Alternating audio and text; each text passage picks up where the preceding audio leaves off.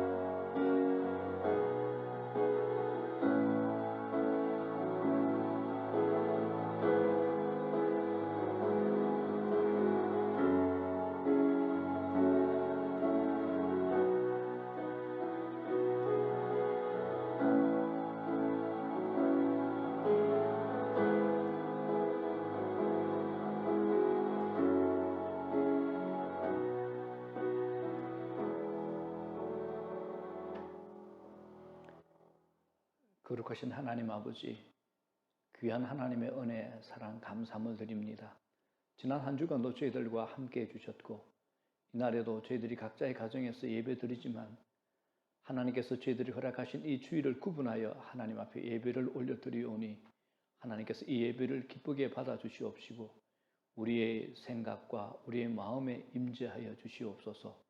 주의 임재를 구하나이다. 주의 임재를 구하나이다. 우리는 우리가 생각하는 것보다 훨씬 더 깊은 죄를 짓고 있고 우리의 죄의 넓이는 말할 수 없이 더 넓어졌고 우리의 생각의 죄, 우리의 비밀하고 은밀한 죄가 훨씬 더 많음을 알게 되었습니다. 그러나 하나님의 큰 사랑, 더 큰 사랑, 이때껏 알지 못했던 하나님의 십자가 사랑이 있었음을 알게 하심을 감사함을 드립니다. 이날에도 이 복음의 능력 앞에서 이 십자가 사랑 앞에서 하나님 앞에 귀히 구별드려 예배드리는 저희들 되게 하여 주시옵시고 이 시간 위에 임재하시어서 저희들의 예배를 기쁘게 받아 주시옵소서. 모든 영광 올려드립니다. 예수님 이름으로 감사하고 기도드리옵나이다. 아멘.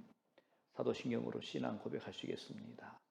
전능하사 천지를 만드신 하나님 아버지를 내가 믿사오며 그 외아들 우리 주 예수 그리스도를 믿사오니 이는 성령으로 잉태하사 동정녀 마리아에게 나시고 본디오 빌라도에게 고난을 받으사 십자가에 못 박혀 죽으시고 장사한 지 사흘 만에 죽은 자 가운데서 다시 살아나시며 하늘로 오르사 전능하신 하나님 우편에 앉아 계시다가 저리로서 산자와 죽은 자를 심판하러 오시리라.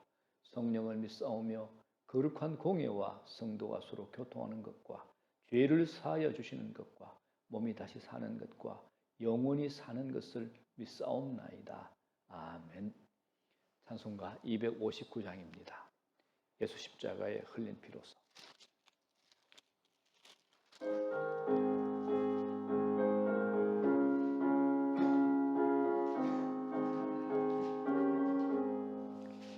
예수 십자가에 흘린 피로서 그대는 씻기어 있는가?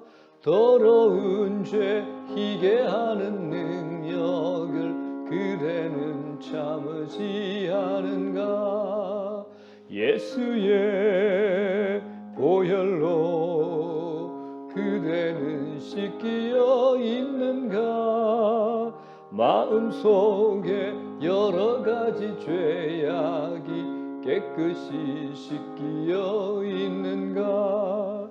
주 예수와 밤낮으로 늘 함께 그대는 행동을 하는가? 아무 때나 어디서나 그대는 십자가 붙들고 있는가? 예수의 보혈로 그대는 씻기어 있는가? 마음속에 여러 가지 죄악이 깨끗이 씻기어 있는가? 주님 예수 다시 올 때 그대는 영접할 예복이 있는가? 그대 몸은 거룩한 곳 천국에 들어갈 준비가 됐는가? 예수의 보혈로 그대는 씻기어 있는가? 마음속에 여러 가지 죄악이 깨끗이 씻기어 있는가? 모든 죄에 더러워진 예복을 주 앞에 지금 다 벗어서 샘물같이 솟아나는 보혈로 눈보다 더 이게 씻으라. 예수의 보혈로 그대는 씻기어 있는가? 덤 속에 여러 가지 죄악이 깨끗이 씻기어 있는가? 아멘. 하나님 말씀 구약 성경 사사기 7장 1절에서 12절까지 말씀입니다. 구약 성경 사사기 7장 1절에서부터 12절까지 말씀입니다. 구약 성경 371쪽입니다. 제가 받들어 봉독하겠습니다. 여룹바알이라 하는 기드온과 그를 따르는 모든 백성이 일찍 일어나 하루 샘 곁에 진을 쳤고 미디안의 진영은 그들의 북쪽이요 모레산 앞 골짜기에 있었더라. 여호와께서 기드온에게 이르시되 너를 따르는 백성이 너무 많은즉 내가 그들의 손에 미디안 사람을 넘겨주지 아니하리니 이는 이스라엘이 나를 거슬러 스스로 자랑하기를 내 손이 나를 구원하였다 할까 함이니라. 이제 너는 백성의 귀에 외쳐 이르기를 누구든지 두려워 떠는 자는 길라산을 떠나 돌아가라 하라 하시니 이에 돌아간 백성이 22,000명이요 남은 자가 10,000명이었더라.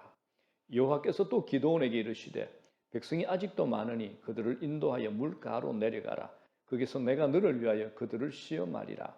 내가 누구를 가리켜 네게 이르기를 이 사람이 너와 함께 가리라 하면 그는 너와 함께 갈 것이요 내가 누구를 가리켜 네게 이르기를 이 사람은 너와 함께 가지 말 것이니라 하면 그는 가지 말 것이니라 하신지라.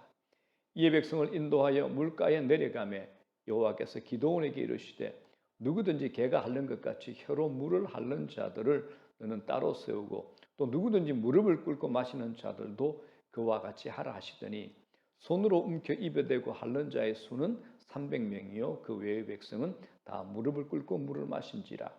여호와께서 기드온에게 이르시되 내가 이 물을 핥아 먹은 300명으로 너희를 구원하며 미디안을 네 손에 넘겨주리니 남은 백성은 각각 자기의 처소로 돌아갈 것이니라 하시니 이에 백성이 양식과 나팔을 손에 던지라. 기드온이 이스라엘 모든 백성을 각각 그의 장막으로 돌려보내고 그 300명은 머물게 하니라. 미디안 진영은 그 아래 골짜기 가운데 있었더라. 그 밤에 여호와께서 기드온에게 이르시되 일어나 진영으로 내려가라. 내가 그것을 네 손에 넘겨주었느니라. 만일 네가 내려가기를 두려워하거든 네 부하 부라와 함께 그 진영으로 내려가서 그들이 하는 말을 들으라.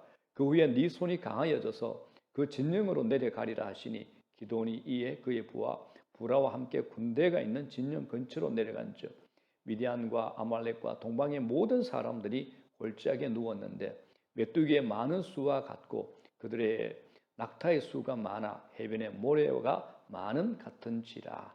아멘. 이 시간 우리 윤옥희 집사님께서 기도해 주시겠습니다.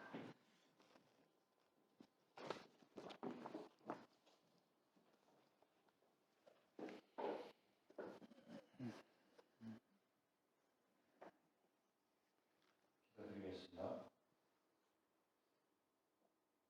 우리의 마음을 주장하시는 하나님, 감사와 영광을 돌립니다. 코로나19로 인한 피폐해진 한 주간도 건강을 주심을 감사합니다. 아멘. 믿음이신 우리 주 하나님, 주님의 성품을 담기를 원합니다. 아멘. 우리의 입술과 삶으로 주님을 시인하고 높이기를 원합니다. 아버지. 우리의 삶이 모든 영역에서 주님을 따르기를 원합니다. 아버지. 주님의 일을 하는 기쁨을 주시고 아버지. 열매 맺기를 원합니다. 아버지. 코로나19 바이러스 전염병이 우리를 위협하고 있음에도 약하고 무력합니다. 우리의 어두워진 눈을 밝혀 밝음을 주셔서 신령한 것을 보게 하시고 주님, 마비된 양심을 고쳐 깨끗하고 청결하게 하시며 아버지, 신실치 못한 마음을 바로잡아 주시어 주님, 하나님 앞에서 정직하게 살게 하여 주옵소서. 아멘. 힘들고 지친 육신의 피곤함을 덜어주시어 주님만을 바라보게 하옵소서. 주님, 소망을 잃어버린 채 좌초된 삶으로 힘겹게 살아가지 않도록 장래의 소망의 문을 열어주시는 복을 주님. 주옵소서. 주님, 불만과 원망과 좌절이 세상 속에서 다시금 일어나지 않도록 아버지, 주님의 은총으로 덧입혀 주옵소서. 주님, 그리하여 시냇가의 심기운 나무가 시절을 쫓아 과실을 맺으며 그 잎사귀가 마르지 아니함 같이 주님을 의지하는 우리의 삶이 주님께서 채워주시는 은혜로 만족함을 얻는 복된 삶이 될 수 있도록 인도하여 주옵소서. 아멘. 모든 것을 아시는 하나님, 세밀하고 작은 것까지도 보살피시는 하나님, 세상의 어두운 사탄을 이길 힘은 오직 주께로부터 온 아버지. 것을 믿습니다. 아멘. 인간의 잘못된 생각과 양심과 주님, 행동을 주님. 이제는 주님의 한량없는 은혜로 어루만져 주셔서 주님, 코로나19로 병들고 힘들고 지친 모든 이에게 치유의 회복을 주시옵소서. 아멘. 경제가 회복되고 행복된 삶으로 회복시켜 주셔서 주님, 복음이 충만한 주님의 나라가 정착되게 하시고 아버지, 주님만이 우리의 구원이 되신다는 것을 이 아버지, 땅을 중심으로 전 세계에 가득하기를 원하오니 아버지, 우리의 삶이 주님의 역사를 통로가 되게 하옵소서. 아멘. 목사님을 통해 선포하시는 말씀이 주님, 대한민국을 비롯해 전 세계의 마음의 위로가 되고 용기를 주셔서 외롭고 지친 모든 이들에게 용기와 희망이 싹트는 힘을 주옵소서. 아버지, 하나님의 신령한 비밀을 깨달아 전 세계인 모두가 주님을 찬양하고 경배하며 변화되게 하옵소서. 이 아버지, 모든 말씀 거룩하신 우리 주 예수 그리스도의 이름으로 기도드립니다. 아멘.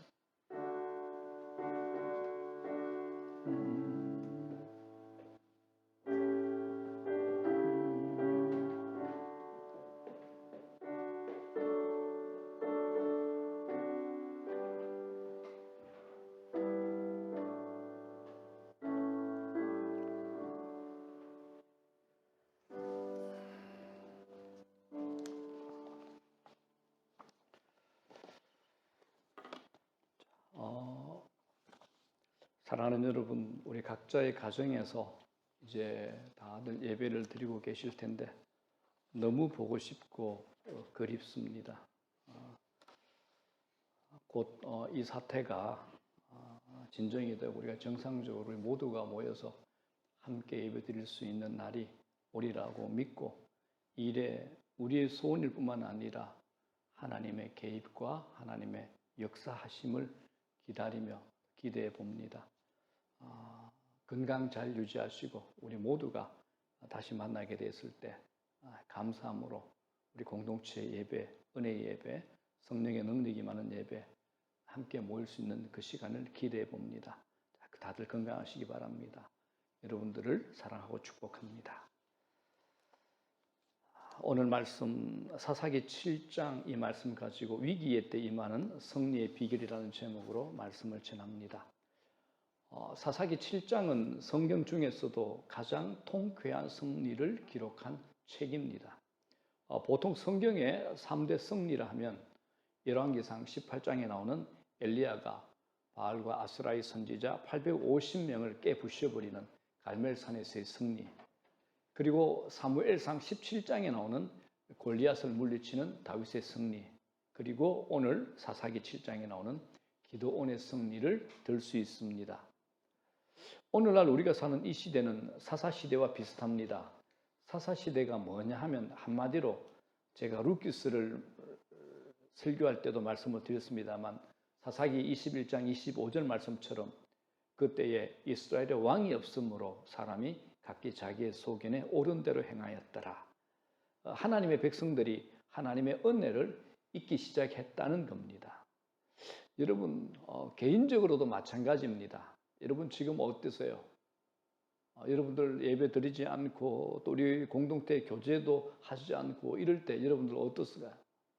은혜가 떨어지면 별것이 다 덤비고 또 우리를 괴롭힙니다. 별 이상하고 시시한 것들이 곁에서 괴롭히는 일들이 일어납니다. 만일 여러분들 중에 삶이 복잡하고 산만하다면 그건 한마디로 은혜가 떨어진 겁니다. 이 시대 바로 앞에 위대한 지도자 여호수아는 이스라엘 백성들에게 이런 시기가 올 것이라는 것을 이미 알았습니다. 그래서 여호수아서 마지막 장에 여호수아가 백성에게 설교하는 고별 설교의 장면이 등장합니다. 그래서 여호수아는 이스라엘 백성들에게 이런 말을 합니다. 만일 여호와를 섬기는 것이 너희에게 좋지 않게 보이거든 너희 조상들이 강 저쪽에서 섬기던 신들이든지 또한 너희가 거주하는 땅에 있는 아모리 족속의 신들이든지 너희가 섬길 자를 오늘 택하라. 오직 나와 내 집은 여호와를 섬기겠노라 라고 말했습니다. 분명한 신앙적인 결단을 하라는 말입니다. 세상과 하나님 사이에서 양다리 걸치고 머뭇거려서는 안 된다는 것이죠. 기독교 역사를 봐도 머뭇거리는 자들이 많았습니다. 엘리야 시대에도 바알과 하나님 사이에서 머뭇거리는 사람들이 있었습니다. 오늘 이 시대에도 양다리를 걸치고 살아서는 안 됩니다. 믿을 것인지 안 믿을 것인지 결정해야 됩니다. 지금은 변질되고 있고 또 세속화되고 있고 진짜와 가짜를 구분하기 힘든 시대를 우리가 지나고 있습니다. 이럴 때 이 코로나19로 인해서 우리가 또 자신의 신앙 상태를 정직하게 들여다볼 수 있게 되었습니다. 코로나19를 성경적으로 보면 창세기 1장의 바벨탑 사건이 생각이 납니다. 하나님께서 사람들을 흩어버리셨습니다. 지금 우리도 교회에 모이지 못하고 흩어져 있습니다. 이때 우리 자신이 하나님의 하나님 되심을 인정하고 그렇게 살고 있는지 우리가 점검해 볼 수 있다는 겁니다. 내가 하나님을 신뢰하고 또 은혜를 사모하고 살았는가? 또 기도의 자리가 주는 은혜와 능력을 체험하고 살았는가? 또 하나님 말씀의 지배 아래 있었던가 아니면 세상의 소식과 정보에 매여 살았던가? 우리가 이런 것들을 점검해 볼 수가 있게 됩니다. 코로나19를 보면서 많은 사람이 이것은 끝이 아니라고 예상을 합니다. 또 다른 어려움이 있을 것이며 문제는 계속 이어질 것이라는 겁니다. 이런 시대를 지나는 동안 믿음이 없는 사람은 믿음의 길에서 떠날 것이고 진짜 믿음이 있는 사람은 외부적인 환경과 유혹을 이겨내고 순금 같은 믿음으로 드러나게 될 것입니다. 기독교 역사를 보면 외부적인 어려움이나 핍박으로 인해 기독교가 무너진 적이 없습니다. 힘들고 어려울수록 오히려 진가를 발휘했습니다. 진리가 더욱 강력하게 일어났습니다. 지금 우리도 마찬가지입니다. 평소에는 잘 알 수 없지만 어려움이 있을 때 진짜 신앙을 가진 사람은 결단하고 기도하고 오히려 더 강하게 살아납니다. 그런데 가짜는 어려움이 오면 죽어버립니다. 하나님을 원망하고 부정하죠. 하나님을 떠나버립니다. 자, 오늘 본문의 주인공 기드온은 굉장히 허약한 사람이었습니다. 정서적으로 불안정하고 의심 많고 우물쭈물하고 소극적인 사람이었습니다. 그런데 하나님께서 이런 기드온을 불러내셔서 거대한 나라, 당시에 굉장히 거대한 나라 미디안과 싸움을 붙이셨습니다. 자, 지금 우리가 사는 이 세상도 또 이 시대도 우리 주변을 바라보면 대단하게 보여집니다. 그런데 우리는 굉장히 미약하고 아무것도 할 수 없는 것 같이 여겨집니다. 그런데 하나님께서는 미약하고 연약한 소수의 사람을 데리시고 전쟁을 치르셔서 승리케 하신다는 겁니다. 자, 오늘 본문의 메시지가 우리에게 이런 교훈을 줍니다. 자, 첫 번째, 우리가 이럴 때 제일 경계해야 될 게 뭐냐? 숫자의 많고 적음, 이 우상을 경계해야 된다는 겁니다. 세상의 전쟁은 일단은 수가 많을수록 좋습니다. 그런데 하나님이 치르시는 전쟁은 다릅니다. 하나님은 기드온에게 이스라엘의 군사를 줄이도록 지시를 내렸었습니다. 상대보다 많아서 줄이라는 것이 아니죠. 우리 군사가 더 적음에도 불구하고 줄이라는 겁니다.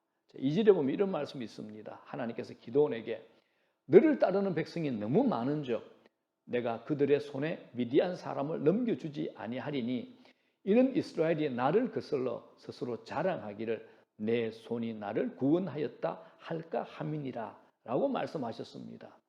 기드온 입장에서는 한 사람이라도 더 필요한데 하나님께서는 줄이라고 말씀하셨습니다. 하나님께서는 기드온에게 너를 따르는 백성이 너무 많다라고 말씀하고 계신 겁니다. 기드온은 처음에 이 하나님의 말씀을 받아들이기 힘들었을 겁니다. 여러분, 하나님은 종종 우리가 이해하기 어려운 것들을 명령하십니다. 성경에 보면 하나님의 명령의 대부분은 우리의 이성으로는 이해할 수 없는 것입니다. 그리고 하나님께서 명령을 내리실 때는 명령에 대한 구체적인 설명이 전혀 붙여 있지 않습니다. 그래서 하나님은 우리가 이해해서 믿는 것이 아니라 우리가 하나님에 대해 순종하는 것을 보시기를 원하십니다. 하나님이 누구신가에 대한 신뢰, 한 가지만 가지고 온전히 순종할 때 기적이 일어난다는 겁니다. 성경을 보면 하나님께서 우리를 책망하시는 말씀도 많지만 하나님께서 우리를 세워주고 격려하는 말씀도 굉장히 많습니다. 하나님께서는 우리를 싸매어 주시는 분입니다. 하나님께서는 우리를 격려하시고 우리를 위로하시고 우리를 일으켜 주십니다. 하나님께서는 우리의 방패가 되시고 피난처가 되십니다. 우리의 죽고 사는 것은 하나님께 달려 있다는 겁니다. 그래서 신앙은 관념적이지 않습니다. 하나님은 관념적으로 믿는 것이 아닙니다. 하나님을 하나님으로 경험해야 된다는 겁니다. 뒤에 8장 10절을 보게 되면 미디안 군대는 13만 5천 명이었습니다. 그런데 이스라엘 군대는 3만 2천 명이었습니다. 4분의 1밖에 되지 않았습니다. 그리고 미디안 군대는 훈련된 군인이었죠. 대신에 이스라엘 군대는 오합지졸들이었습니다. 싸움을 모르는 사람들이었죠. 그런데 그런 이스라엘 군대들에게 하나님께서 수를 줄이라고 말씀하셨습니다. 이 싸움에서 이기면 이스라엘 백성들이 어떤 생각을 하겠습니까? 야, 우리 전력이 좋았지. 우리 참 용감해서 우리가 죽기 살기로 싸웠더니 4배나 되는 적군을 이겨서 이렇게 말할 게 틀림이 없었을 겁니다. 하나님께서는 그들이 싸워 이겼다고 자만할까 봐, 교만할까 봐 그런 말씀을 하셨다는 겁니다. 여러분, 이게 우리 영적 세계에서도 마찬가지입니다. 우리가 연약할 때는 하나님을 의지하다가도 무엇이라도 믿을 구석이 조금이라도 있으면 기도 소리가 줄어듭니다. 배가 조금만 불러도 기도 소리가 약해집니다. 이건 무서운 것이죠. 그런데 이걸 자신도 잘 모른다는 것이 문제가 됩니다.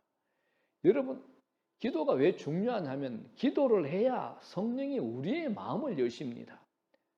그때 우리가 들은 말씀, 읽은 말씀, 묵상한 말씀이 내 안으로 성령께서 들어오게 하신다는 겁니다. 내 안에 들어온 말씀은 나를 찌르고 쪼개고 판단하고 조명하고 나의 내면을 칩니다.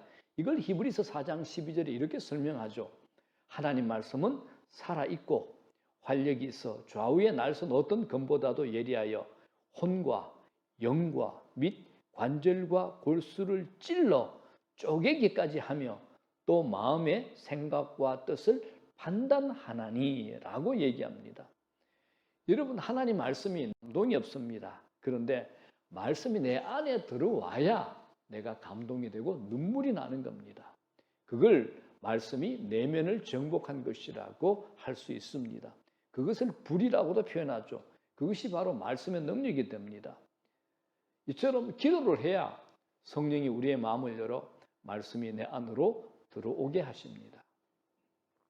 사업을 하거나 직장 생활을 하면서 어려움이 많으면 긴장하기도 하고 적극적으로 기도하게 됩니다. 그러나 형편이 풀리고 호주머니에 돈이 좀 만져지고 통장에 잔고가 쌓이면 기도가 약해집니다. 저도 그런 경험을 합니다. 목회 세계도 그렇습니다. 교회가 부흥하고 성도의 수가 많을 때 모든 것이 형통할 때가 목사에게 제일 위험한 때가 됩니다. 그래서 우리는 수에 쏘으면 안 됩니다. 눈에 보이는 것을 의지하고자 하는 마음을 걷어내어야 됩니다. 우리는 우리 자신도 모르게 눈에 보이는 것을 의지하고 믿고 자랑하고 드러내려고 합니다. 하나님이 아닌 다른 것들을 의지하려고 합니다. 그러나 우리는 이것들을 제거해야 됩니다. 기도가 뜨겁게 터지지 않는다면 무엇인가 다른 것을 의지하고 있다고 봐야 됩니다. 사랑하는 여러분, 신자의 교만이 무엇일까요? 신자의 교만. 신자의 교만은 뜨겁지 않는 기도를 하는 겁니다. 기도가 미지근한 것은 교만에 빠져 있기 때문입니다. 하나님을 믿지 않고 자신을 믿으며 살아가는 사람은 기도하지 않습니다.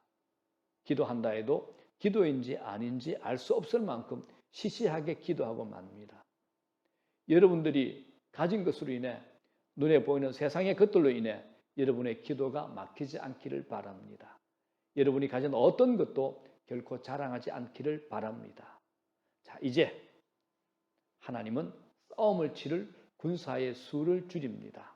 자, 그렇다면 하나님께서 어떻게 줄이실까요? 두 번째입니다. 두려워 떠는 자들을 하나님께서 돌려보내신 겁니다. 본문 3절을 보게 되면 하나님께서 기드온에게 이제 너는 백성의 귀에 외쳐 이르기를 누구든지 두려워 떠는 자는 길라산을 떠나 돌아가라 하라 라고 말씀하십니다. 싸움에서 중요한 것은 사기지요. 이기든 지든 사기가 충천해야 됩니다. 두려워하는 자들이 많으면 어떻게 되겠습니까? 한번 붙어버리고 준비하고 있는 사람들까지 힘이 빠집니다. 분위기를 떨어뜨리죠. 이런 것들은 때문에 전쟁은 하나가 됩니다. 그렇기 때문에 하나님께서는 32,000명 중에서 두려워 떠는 자들을 먼저 돌려보내셨습니다. 여러분, 두려움은 무섭습니다. 사람을 짓누르듯 하고 자신이 가진 재능과 실력을 발휘할 수 없게 만들어버리는 것이 두려움입니다. 이성을 마비시키고 분별력을 잃게 만듭니다. 그래서 두려움을 주는 어떤 실체와 마주하게 되면 주눅이 들죠. 난 안 돼, 할 수 없어 라는 부정적 감정에 휩싸이게 됩니다. 우리가 세상과 싸워 이기려면 이 두려움을 극복해야 됩니다.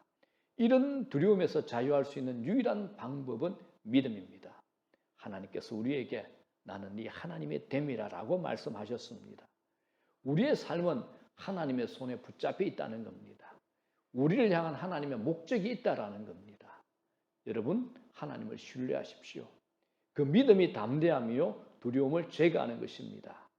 그래서 세상에서 살아갈 때 수적으로 아무리 열세라고 해도 두려워할 필요가 없다라는 겁니다. 제가 청년들에게 이런 말을 자주 하죠. 자기가 속한 직장에서 예수님을 믿는 사람이 나 한 사람뿐이라고 해도 기죽지 말라라고 했습니다. 왜 기죽습니까? 기죽을 일이 없죠. 회사에서 사장부터 모든 사람이 예수님을 믿지 않는 사람이라도 두려워할 필요가 없습니다. 주변의 상황이 우리를 결정하는 것이 아니기 때문입니다. 그래서 오늘 본문에 기드온과의 전쟁을 통해서 우리에게 주시는 뚜렷한 메시지는 우리가 하나님을 두려워할 것인지 사람을 두려워할 것인지를 결정하라는 겁니다. 하나님께서 모든 상황을 다 다스린다는 것을 믿으면 우리가 떨 필요가 없습니다. 오히려 세상 사람들이 우리를 보고 떨어야 됩니다. 위기 상황이 되면 믿는 사람에게 관심이 쏠립니다.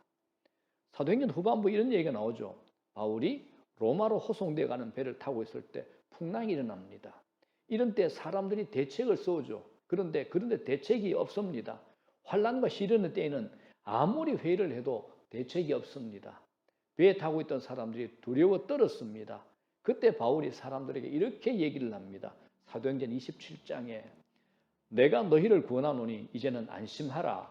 너희 중 아무도 생명에는 아무런 손상이 없겠고 오직 배뿐이라라고 권면을 합니다. 바울은 이때 죄수로서 로마로 가던 중이었습니다. 그런데 바울이 주의봉을 잡고 배 안에 있는 사람들에게 너희는 안심해라. 생명은 상하지 않는다라는 말을 한 겁니다. 그때 사람들이 모두 바울의 말에 순종합니다. 선장이 바뀌어버린 거죠. 이걸 영적 번이라 합니다. 여러분, 이것처럼 신자는 위기의 순간에 빛이 납니다. 하나님이 우리 편이라는 것을 확실히 보여줄 기회가 온다라는 겁니다. 하나님께서 우리를 이 땅에 살게 하신 이유가 있습니다. 우리를 택하시고 거룩한 목적을 가지고 우리를 구원하여 이 땅에 남게 하신 이유가 있다는 겁니다. 잊지 마십시오. 그러므로 세상은 하나님의 목적에 따라 움직입니다. 하나님의 계획과 의지를 절대 넘어설 수가 없습니다. 우리가 볼 때 악조건인 것 같고 일어나서는 안 될 일이 일어나는 것 같아도 하나님께서는 악조건 속에서도 이 일을 행하십니다. 우리 앞에 벌어지는 힘들고 어려운 상황을 보면 답이 없는 것 같습니다. 그렇다면 누가 답을 가지고 있겠습니까? 하나님께서 답을 가지고 계십니다. 우리는 하나님께서 놀라운 일을 행하실 것을 믿습니다. 하나님께서는 우리를 손해보게 하실 분이 아니라는 겁니다. 삶이 흔들리고 혼돈과 위기가 오는 등 다양한 사건들이 휘몰아치면 사람들은 정신을 잃습니다. 그때 하나님의 백성들은 나침반을 갖다 대야 됩니다. 세상이 흔들리고 힘들 때 하나님의 백성들이 진가를 드러내야 되는 겁니다. 영적 실력을 다듬고 무장하고 있으면 하나님께서 하나님의 백성들을 사용하시는 날이 반드시 오게 됩니다. 우리가 하나님을 두려워하는 믿음으로 살면 우리에게서 영적인 권위가 흘러나오게 됩니다. 오늘날 신자들이 세상에서 눌려 살아갑니다. 주일의 말씀과 예배로 성도들에게 힘을 북돋았는데 한 주간 살다가 다시 교회에 되돌아올 때 보게 되면 또다시 죽어가는 모습으로 오는 것을 보게 됩니다. 목사님, 세상 너무 힘들으라고 말합니다. 물론 세상이 힘든 건 사실입니다. 그런데 우리가 세상을 두려워해서는 안 됩니다. 우리가 세상을 두려워하면 세상 사람들이 우리를 얕잡아 봅니다. 이 사람이 진짜 하나님을 믿는 사람인지 아닌지, 영적으로 무장된 사람인지 아닌지를 세상 사람들이 안다는 겁니다. 자, 본문으로 돌아갑니다. 이제 두려워하는 자들을 돌려보냈더니 22,000명이 떠나고 10,000명이 남았습니다. 절반 이상의 사람이 떠났으니 기도원이 얼마나 아찔했겠습니까? 그런데 문제는 그 다음에 있었습니다. 하나님은 그래도 많다라고 말씀하신 겁니다. 기가 막힙니다. 반 이상의 사람이 떠났는데 상대는 13만 5천 명인데 그래도 하나님께서는 많다고 하시니 기도는 하나님이 너무 하신다고 생각했을지도 모릅니다. 그래서 하나님은 테스트 과정을 한 번 더 거치게 합니다. 1만 명의 사람들을 물가로 데려가게 하셔서 물을 어떻게 마시는가에 따라 사람들을 구분하게 하셨습니다. 5절, 6절을 보게 되면 두 부류로 구분이 됩니다. 자, 개가 핥는 것 같이 혀로 물을 핥는 사람들이 있었고 또 한 부류는 손으로 움켜서 입에 대고 핥는 사람들이 있었는데 물을 손으로 움켜 입에 대고 핥는 300명을 뽑았습니다. 이제 이것에 대한 추측과 해석이 다양한데 하나님이 사람을 선별하시기 위해 하신 하나님의 방법이라는 겁니다.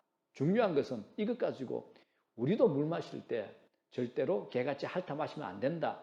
이 메시지는 절대 아닙니다. 요점은 뭐죠? 이건 숫자를 줄이기 위한 방법이었다라는 겁니다.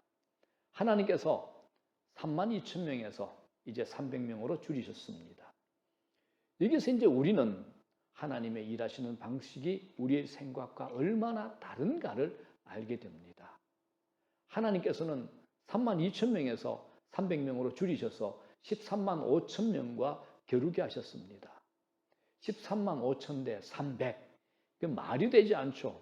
여기서 300은 절망적인 숫자입니다. 이 숫자 가지고는 아무것도 할 수가 없습니다. 한번 상상해 보세요. 이건 철저히 하나님께서 하시는 전략입니다. 인간의 머리로는 도무지 계산되지 않습니다. 하나님은 우리가 가진 것의 절망적인 단계까지 나아가게 하십니다. 아찔한 순간까지 이르게 하신다는 겁니다. 그래서 우리가 하나님의 역사를 경험하려면 이런 경험을 해야 됩니다. 이건 내가 가진 것으로는 아무것도 할 수 없다는 것을 뼈저리게 느끼는 경험입니다. 우리는 자꾸 복잡하게 계산하려고 합니다. 내 편에서 뭔가 잘 갖추면 성공할 것이라고 생각하고 뭔가 그럴듯하게 갖춰줘야 성산이 있다라고 생각을 합니다. 그래서 이제 조직을 강화하죠. 계속 모여서 회의에 회의를 거듭합니다. 머리에 쥐가 나도록 머리를 씁니다. 요즘 우리는 많은 것을 갖추고 있습니다. 자랑할 것도 많고 스펙도 훌륭합니다. 그런데 그것이 자신의 삶의 강점이 아니라 약점도 될 수 있다는 겁니다. 기도는 하나님이 지시한 대로 순종했습니다. 이것이 굉장히 중요합니다.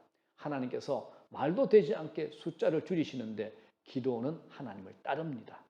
아마 기도는 앞이 캄캄했을 겁니다. 그런데 기도는 순종했습니다. 사랑하는 여러분, 우리의 삶의 능력은 나의 수단과 방법을 강구하는 데서 나오는 것이 아니라는 겁니다. 우리가 하나님의 말씀에 순종하는 것을 통해서 우리의 삶에 하나님의 역사가 나타나게 됩니다. 우리가 하나님께 전적으로 순종할 때 우리에게 승리가 주어집니다. 그래서 하나님께서 하라고 하시는 것이 무엇이든 그것이 내가 보기에는 말이 되지 않는 것 같아도 그때 순종할 때, 그대로 순종할 때 역사가 일어납니다. 세상의 모든 것은 하나님의 주권 안에서 이루어집니다. 우리가 그 일에 편성하여 순종하면 그 후에는 우리가 고민하거나 두려워할 것이 아무것도 없습니다. 이 원리를 깨친 분들은 쓸데없는 것으로 인해 고생하지 않습니다. 그냥 구경하는 거죠. 기도는 전쟁하는 것이 아니었습니다. 하나님께서 기도원에게 미디안을 네 손에 넘겨주겠다라고 말씀하신 겁니다. 하나님께서 모든 것을 다 해놓으셨는데 자신의 힘과 자신이 가진 어떤 것으로 해보려고 하면 오히려 다 깨어집니다. 그렇기 때문에 자신의 것을 적게 보는 훈련을 해야 됩니다. 그런데 우리는 자신이 가진 것을 크게 생각하려고 합니다. 그리고 그것을 부풀리려고 하죠. 인간적인 계산이 너무 밝습니다. 교회에서도 마찬가지죠. 여러분, 어떤 교회에 사회적으로 대단한 분들이 교회에 많으면 그 교회가 부흥하게 됩니까? 사회적인 지위가 높은 분들이 교회를 세웁니까? 절대 그렇지 않습니다. 여러분들이 지나온 교회들을 한번 보십시오. 교회가 돈으로 사회적 지위로 세워졌습니까? 아닙니다. 교회는 약하지만 하나님만 의지하는 한 사람을 통해서 세워졌습니다. 그것이 하나님의 방법입니다. 그건 인간의 교만이 땅에 묻히고 하나님의 영광만 드러나게 되는 하나님의 방법이라는 겁니다. 서울을 보십시오. 전직 대통령이 다니시는 교회들이 다 힘이 듭니다. 여러분 아시잖아요. 전혀 도움이 되지 않습니다. 우리가 속을 때도 많습니다. 목회자들도 자신의 교회에 사회적인 지위가 높은 분이 오시면 거물이 오셨다라고 이제 생각을 하게 됩니다. 거물은 세상적인 관점에서 말하는 것이고 하나님 나라에서의 거물은 믿음으로 사는 하나님 앞에서 전적으로 헌신하고 순종하고 자신의 삶을 드리려고 하는 사람입니다. 돈이 많은 사람들 중에 헌금을 많이 하는 사람도 있지만 그렇지 않은 경우가 더 많습니다. 교회 건축을 할 때 보면 믿었던 사람은 헌금하지 않습니다. 의외의 사람이 헌금합니다. 하나님의 역사는 전혀 다르게 나타난다는 겁니다. 나의 자랑이 하나라도 있으면 하나님은 그것이 지워질 때까지 기다리십니다. 너 그것 때문에 네가 잘됐다고 할 거잖아. 그러니 나 기다릴란다. 그러면서 하나님께서 기다리시는 겁니다. 그걸 포기하라는 겁니다. 그것을 부정하라는 겁니다. 하나님은 내가 인간적으로 자랑할 만한 것, 의지할 만한 것들을 철저히 배제하시고 아무것도 없는 가운데 하나님의 하나님 되심을 알게 하십니다. 사사기 7장 22절을 보면 300명의 나팔을 불 때에 여호와께서 그 온 진영에서 친구끼리 칼로 치게 하심으로라고 기록되어 있습니다. 이스라엘 군대는 손 하나 대지 않았습니다. 그 후에 기드온의 300용사들은 그들을 뒤쫓아가서 한 명도 놓치지 않고 대파하게 됩니다. 하나님께서 승리를 거두게 하신 겁니다. 하나님이 우리로 하여금 승리하도록 이끄시는 대로 따라가기만 하면 됩니다. 이 전쟁을 준비시키는 하나님의 방법을 한번 여러분 생각해 보십시오. 하나님께서 내 상황을 점점 불리하게 만들고 연약하게 만들고 인간적으로 내세울 것이 아무것도 없는 상황으로 계속해서 몰아가실 때 우리는 하나님의 의도를 알아차려야 한다는 영적 교훈을 얻게 됩니다. 모든 것은 하나님의 하나님 되심을 드러내기 위한 일이지 우리를 궁지로 몰아넣으시기 위해 곤란에 처하게 하시는 것이 아니라는 것을 알고 우리 스스로 겸비하여 우리의 자랑거리를 내려놓을 때 하나님께서 하나님의 역사를 베풀어 주십니다. 자, 말씀 정리합니다. 사랑하는 여러분, 우리가 유능할 필요가 없습니다. 하나님은 모든 것을 다 하십니다. 이 원리를 터득한 사람들은 오늘도 기적을 볼 것입니다. 상대가 어떠하고 나의 조건이 어떠한가 연연해 하지 마십시오. 외형적인 조건이 우리의 삶을 결정하는 것은 아닙니다. 모든 것은 하나님의 손에 달려 있습니다. 우리에게 군사가 300명밖에 없다는 초라한 현실로 인해서 주눅들지 않기를 바랍니다. 현실에 주어진 환경이 초라하기 때문에 주눅들거나 이 세상에 떠밀리지 마시고 그때가 하나님이 역사하시는 순간이라는 사실을 기억하시기를 바랍니다. 우리가 무엇을 바라보는가가 중요합니다. 전쟁에서 이기게 하시는 하나님을 바라보든지 아니면 쪼그라드는 상황을 바라보며 원망하고 불평하고 절망하고 있는가, 우리가 선택해야 됩니다. 하나님을 묵상하시기 바랍니다. 하나님을 주목하시기 바랍니다. 상황을 주목하지 마시기를 바랍니다. 쓸데없는 것 계산하지 마십시오. 기도원이 계속 계산했다면 어떻게 되었을까요? 계산기에 내려놓으시기 바랍니다. 오직 하나님 바라보고 하나님 안에서 승리할 것을 기대하고 세상에 밀리지 않고 정면으로 뛰어들 때 하나님은 우리의 삶을 통하여 하나님의 하나님 되심을 드러내실 겁니다. 우리에게 승리를 주시는 하나님을 찬양하며 나갈 때 오늘도 기적은 일어날 것입니다. 300명이, 단 300명이 13만 5천 명을 물리치는 대승리의 역사가 오늘 우리의 기도의 자리에서 하나님을 바라보는 여러분들에게 일어나게 되기를 주의 이름으로 축원합니다. 우리 한번 찬양합니다. 하나님은 너를 지키시는 자, 473장입니다. 기쁨의 찬양. 하나님은 너를 지키시는 자.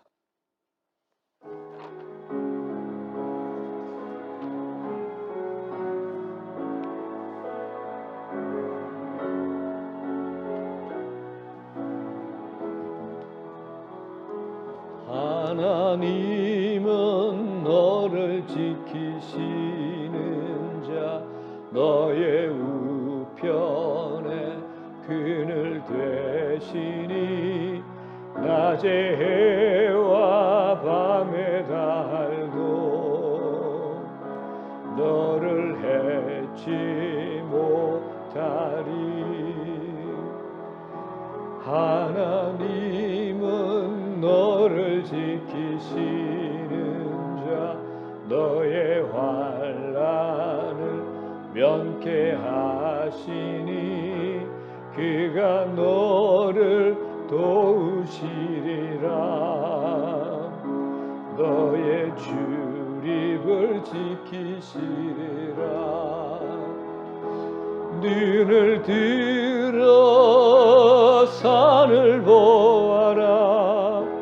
너의 도움 어디서 오나. 천지 지으신 너를 만드신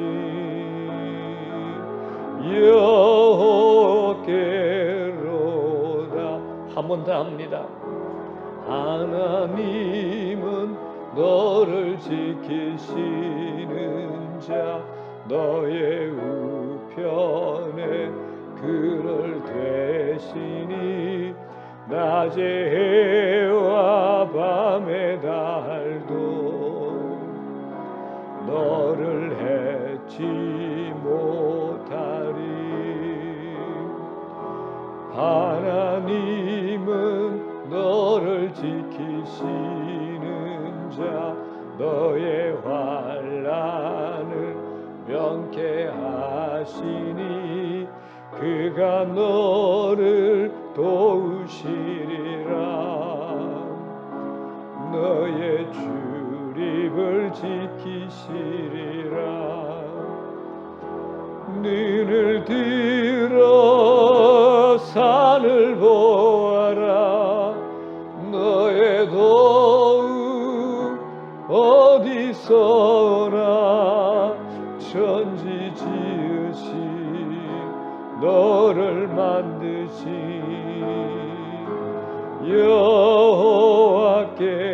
여호와께로다. 간주해 주세요. 자, 오늘 우리 다 함께 잠깐 기도하는 시간 갖도록 하겠습니다.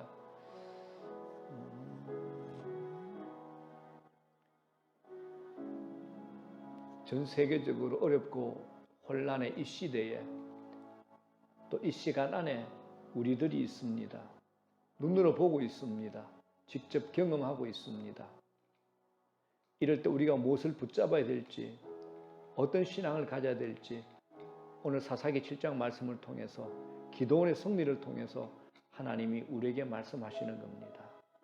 나는 네 하나님이야. 너의 인생 내 손에 달려 있어. 내가 이 온 우주를 통치하고 다스리고 지배하고 있는 거야. 너는 내 자녀야 라고 하시는 말씀을 들으셔야 됩니다. 그러기 위해서는 우리 눈에 보이는 것들에 속지 말아야 되는 겁니다. 보이는 것들로 통해서 내가 느끼는 감정과 기분에 속지 말아야 되는 겁니다. 하나님 말씀, 하나님 바라보셔야 됩니다. 고개를 들고 눈을 드셔야 됩니다.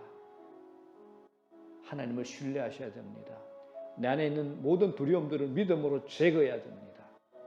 숫자의 허상에 눈에 보이는 상황에 속지 말아야 되는 겁니다. 하나님, 나와 함께 하시는 하나님, 하나님의 하나님 되심, 하나님의 일하심 믿고 신뢰하셔야 되는 겁니다. 자, 이 말씀 붙들고 우리가 함께 2분 정도 함께 기도하겠습니다.